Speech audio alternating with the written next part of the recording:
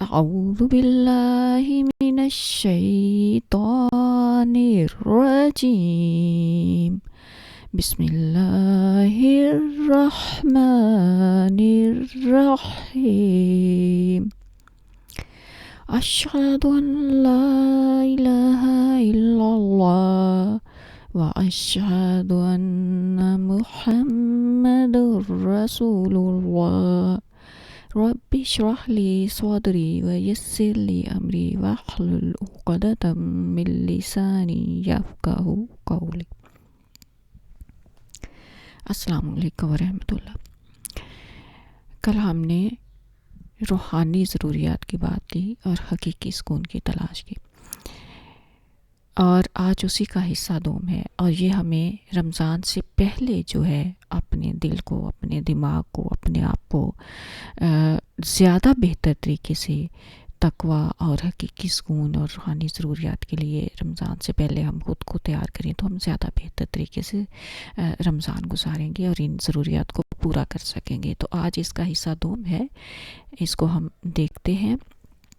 کل جو ہم نے ٹاپک پڑھے کہ روح جو ہے اس کی غذا کیا ہے، روحانی ضروریات کیا ہیں، حقیقی خوشی اور سکون کیا ہے، اور پھر روزے کے بارے میں ہم نے پڑھا کہ ہم نے صرف جسم کا نہیں، معدے کا نہیں بلکہ پورے جسم کا روزہ رکھنا ہے۔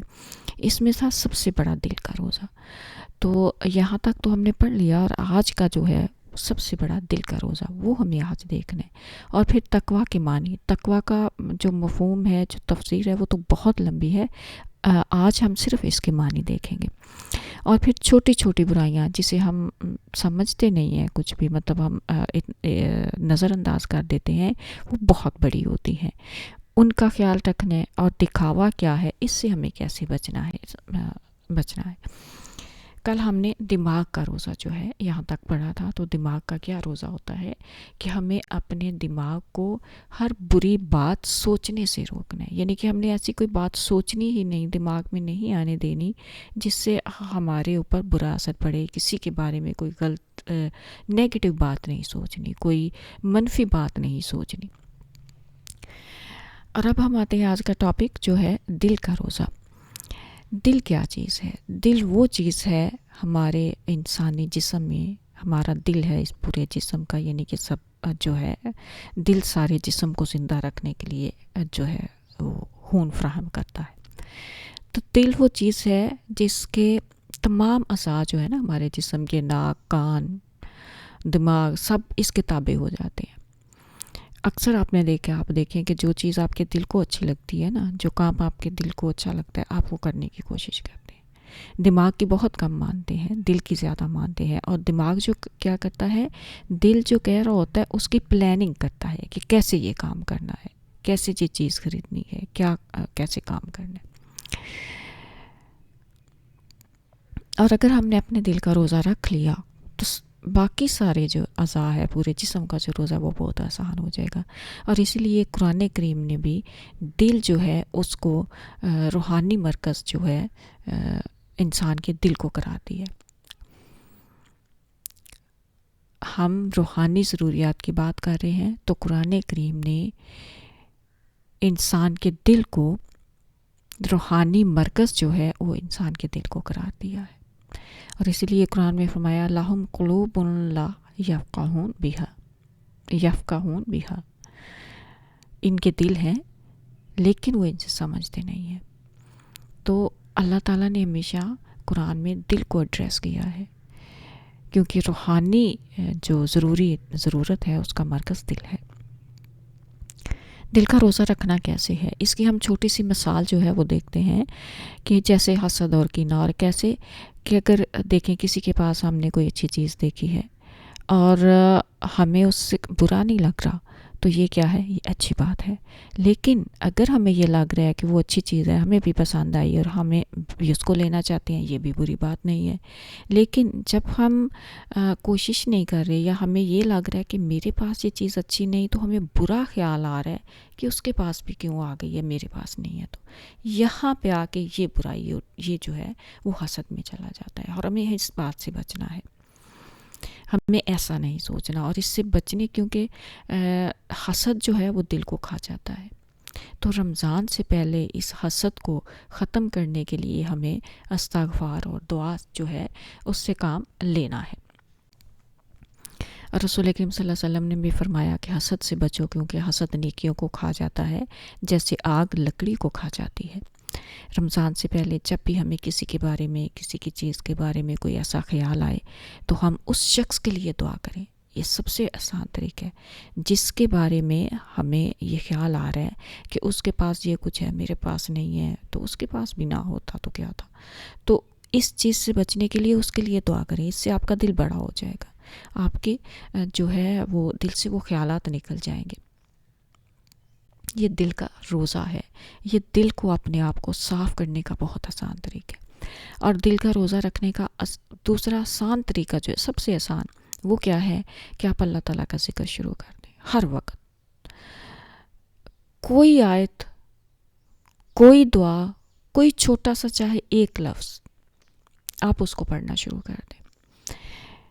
بہت تھوڑا وقت، شاید کچھ منٹ، گھنٹہ یا گھنٹے سے کچھ زیادہ یا کم، اتنا ہی ٹائم لگے گا۔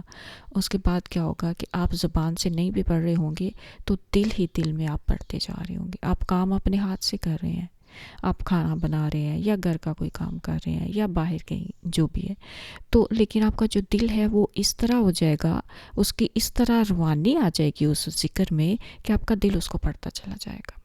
کام آپ کوئی اور کر رہے ہیں لیکن دل اسی دعا کو، اس ذکر کو پڑھ رہے ہیں، تو آپ کے دل میں برے خیالات نہیں آتے، بلکہ آپ کا دل اللہ تعالیٰ کے ساتھ جڑتا چلا جاتا ہے اور اس کا رشتہ مضبوط ہوتا چلا جاتا ہے۔ تو یہ سب سے آسان طریقہ ہے۔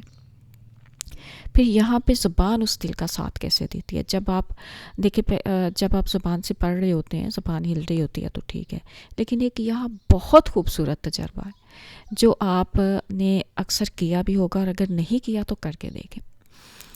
آپ ایک ذکر شروع کرتے ہیں اور پھر تھوڑا سا وقت گزرنے کے بعد وہ اس طرح ہوتا ہے کہ آپ کی زبان نہیں ہل رہی لیکن دل آپ کا وہ پڑھتا جا رہا ہے، دل ہی دل میں آپ اس کا ذکر کر رہے ہیں۔ اس کے بعد یہ ہوتا ہے کہ جب آپ کہیں کچھ سوچ رہے ہیں، گہری سوچ میں، آپ زبان کا اس وقت زبان کیسے ساتھ دے رہی ہے اس کا تجربہ ہے۔ آپ جب گہری سوچ میں ڈوبے ہوئے ہیں، کوئی چیز سوچ رہے ہیں، لیکن وہ سب کے بیچ میں نہیں ہے، ایسے نہیں، آپ اکیلے میں بیٹھے سکون میں کچھ سوچ رہے ہیں، کوئی پلاننگ کر رہے ہیں، تو اس وقت کیا ہوتا ہے، آپ اپنے آپ سے بات کر رہے ہوتے ہیں جبکہ آپ کی زبان نہیں ہل رہی ہوتی، منہ بند ہوتا ہے، زبان بند ہوتی ہے، لیکن آپ کیا ہوتا ہے کہ وہ سوچ رہے ہوتے ہیں، دل اور دماغ آپس میں بات کر رہا ہوتا ہے، زبان ہل نہیں رہی لیکن زبان پھر بھی آپ کے دل کا ساتھ دے رہی ہے۔ کیسے دے رہی ہے؟ آپ خاموشی سے بیٹھے جب سوچ رہے ہیں اکیلے میں، تب آپ محسوس کریں آپ کی زبان نہیں ہل رہی، لیکن زبان کے جو باریک ٹیشوز ہیں، بال سے بھی زیادہ باریک، ان کی سرسراہٹ آپ کو آپ کے منہ میں محسوس ہوگی۔ اور اس کی مثال ایسی بھی ہے جیسے ہم گننا کرتے ہیں، اس کی آواز نہیں ہوتی، ناک میں آپ کو سرسراہٹ محسوس ہوتی ہے۔ حروف ہلکی کے لیے آپ کی آواز گلے سے جب نکلتی ہے، گلے میں سرسراہٹ محسوس ہوتی ہے۔ تو اس طرح سے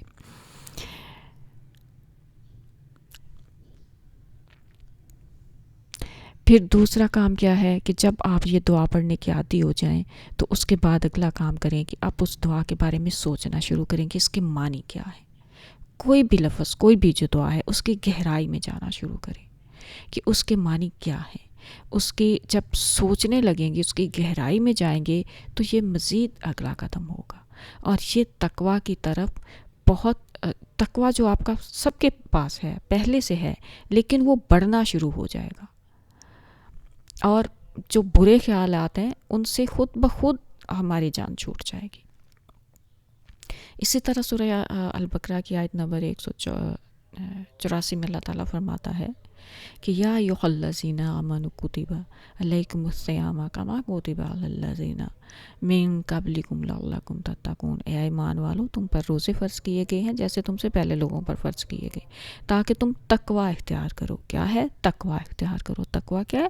یعنی کہ آپ کا اللہ کے ساتھ جو رشتہ ہے وہ بڑھتا چلا جاتا ہے، اس کا تعلق بڑھتا چلا جاتا ہے۔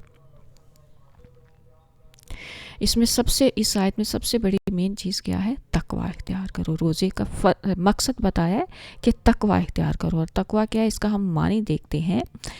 تقوی کا معنی کیا ہے؟ اللہ تعالیٰ کی ناراضگی سے بچنا، اور اللہ تعالیٰ کی ناراضگی سے بچنے کے لیے کیا، چھوٹے سے چھوٹے گناہ سے بھی پرہیز کرنا اور اللہ تعالیٰ کے احکام کی مکمل طور پر پابندی کرنا۔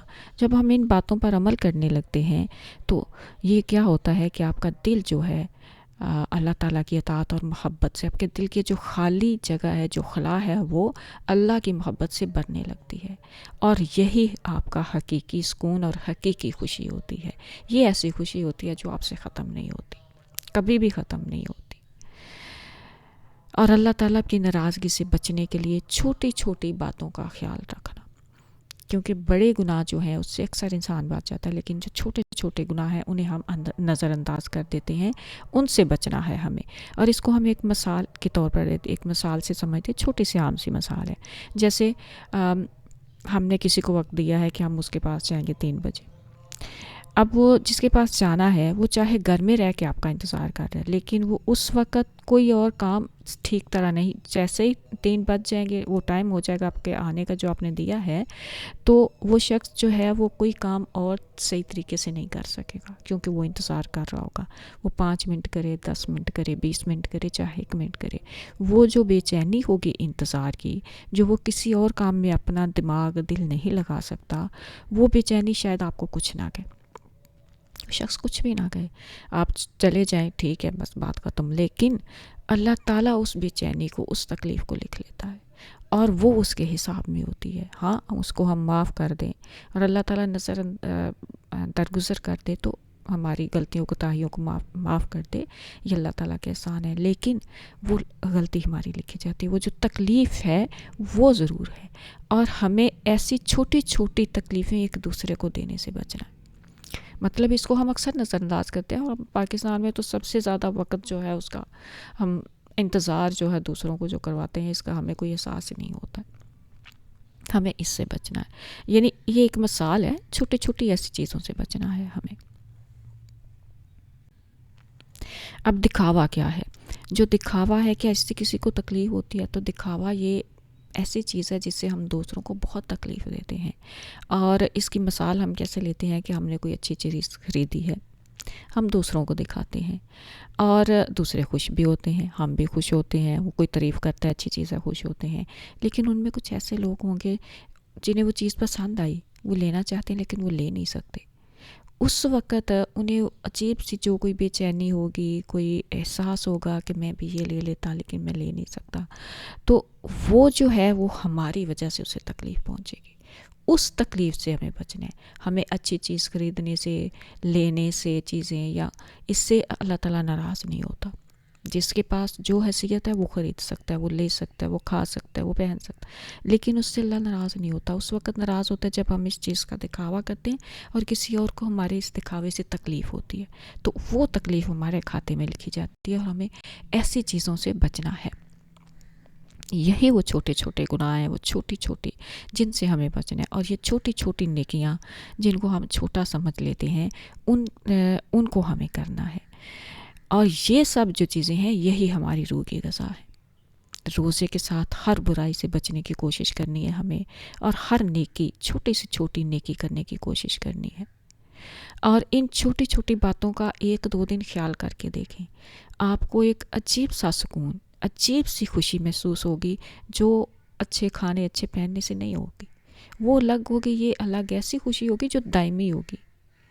یہ وہ حقیقی سکون ہے، یہی وہ روحانی ضروریات ہے ہماری، اس سے ہماری روح جو ہے وہ خوش ہوتی ہے، اور یہ ہماری روح کی غذا ہے جو ہماری روح کو صحت مند رکھتی ہے۔ بس ہمیں یہ کوشش کرنی ہے اس رمضان میں، اور اللہ تعالیٰ ہمیں اس کی توفیق عطا فرمائے کہ ہم اس رمضان سے اس طرح سے نکلیں کہ اللہ تعالیٰ کے پسندیدہ بندے بن کے نکلیں، اور آگے بھی ہمیشہ ہم اللہ کے پسندیدہ بندے بن جائیں۔ اور یہ جو عبادتیں ہیں، چھوٹی چھوٹی نیکیاں اور برائیوں سے بچنا اور نیکیاں کرنا، اور رمضان، روزہ اور نماز، اور ان سب عبادتوں کا مقصد ہی یہی ہے، اللہ کی رضا حاصل کرنا، اور اللہ کی رضا حاصل کرنے کے یہ سب کام کرنا۔ اللہ تعالیٰ ہمیں اس سب کی توفیق دے، اور اس رمضان کو ہمیں سب سے بہترین گزارنے کی توفیق عطا فرمائے، وہ ایمان عطا فرمائے کہ ہم اللہ کے پسندیدہ بندے بن جائیں۔ آمین۔ السلام علیکم ورحمۃ اللہ۔